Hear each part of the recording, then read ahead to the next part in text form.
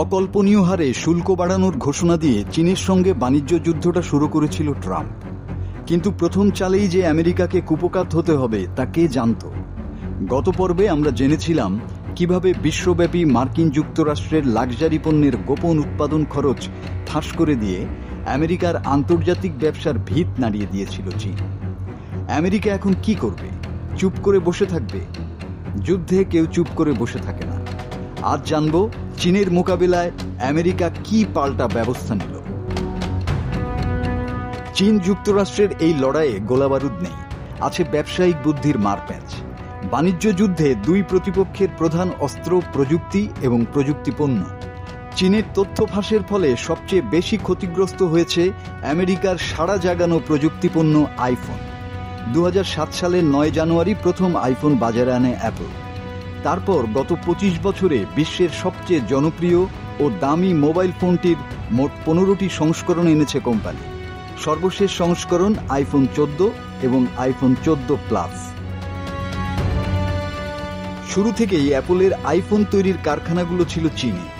এ পর্যন্ত এই ফোনটির যত সংস্করণ বাজারে এসেছে প্রত্যেকটি প্রস্তুত করা হয়েছে চীনের কারখানায়। সেই হিসাবে 2 যুগেরও বেশি সময় পর উৎপাদন কর্মকাণ্ডে বড় ধরনের পরিবর্তন আনতে যাচ্ছে অ্যাপল। আইফোনের উদ্ভাবক ও প্রস্তুতকারী কোম্পানি অ্যাপল তার উৎপাদন কার্যক্রম চীন থেকে ভারতে সরিয়ে আনা শুরু করেছে। এক বিবৃতিতে অ্যাপল কর্তৃপক্ষ জানিয়েছে, ভারতে ইতিমধ্যে ফোনটির সর্বশেষ সংস্করণ আইফোন 14 ও আইফোন 14 প্লাস তৈরির কাজ শুরু করেছে কোম্পানি। অ্যাপলের পক্ষ থেকে বলা হয়েছে, আইফোন 14 অভূতপূর্ব প্রযুক্তিগত সুবিধা ও গুরুত্বপূর্ণ নিরাপত্তা ক্ষমতা সম্পন্ন। ভারতে এই মোবাইল ফোনটির প্রস্তুত কার্যক্রম শুরু করতে পেরে তারা খুবই আনন্দিত। এশিয়ায় অ্যাপলের গুরুত্বপূর্ণ বাণিজ্যিক অংশীদার হল ফক্সকন কোম্পানি। আইফোনের অনেক সংস্করণ এই কোম্পানি তৈরি করেছে। 2017 সালে ভারতের দক্ষিণাঞ্চলীয় রাজ্য তামিলনাড়ুতে বাণিজ্যিক কার্যক্রম শুরু করে ফক্সকন। কিন্তু এবার অ্যাপল নিজেই তার যাবতীয় উৎপাদন কার্যক্রম ভারতে স্থানান্তর করতে চাইছে।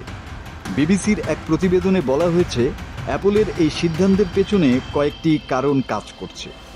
সেসবের মধ্যে প্রধান দুটি কারণ হল ওয়াশিংটন ও চীনের মধ্যকার উত্তরোত্তর বাড়তে থাকা বৈরিতা এবং চীনের জিরো কোভিড নীতি। এই দু কারণে করোনা মহামারী শুরুর পর থেকেই চীনের উৎপাদন কার্যক্রম চালাতে অসুবিধার সম্মুখীন হচ্ছিল মার্কিন এই টেক জায়ান্ট। এছাড়া আরেকটি গুরুত্বপূর্ণ কারণ হল ভারতের বাজারে প্রবেশ করা।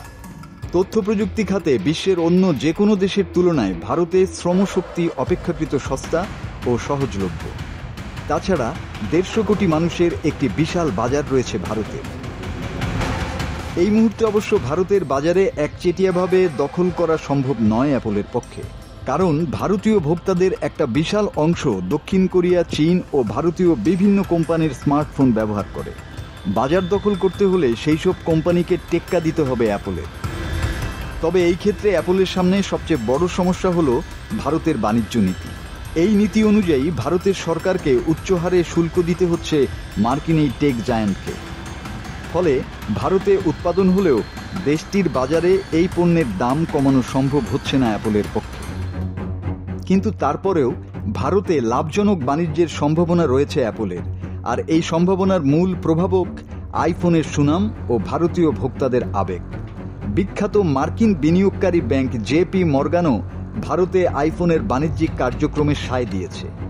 চলতি বছর আইফোনের মোট উৎপাদনের 5% ভারতে হবে বলে আশা করা যাচ্ছে এবং আগামী 2025 সালের মধ্যে পুরো উৎপাদন কার্যক্রম ভারতে স্থানান্তরের পরিকল্পনা আছে অ্যাপলের। চীন আমেরিকার বাণিজ্য যুদ্ধ কেবল শুরু। দেখা যাক বিশ্ববাজার ওলটপালট করা এই যুদ্ধে কোথাকার জল কোথায় গিয়ে দাঁড়ায়।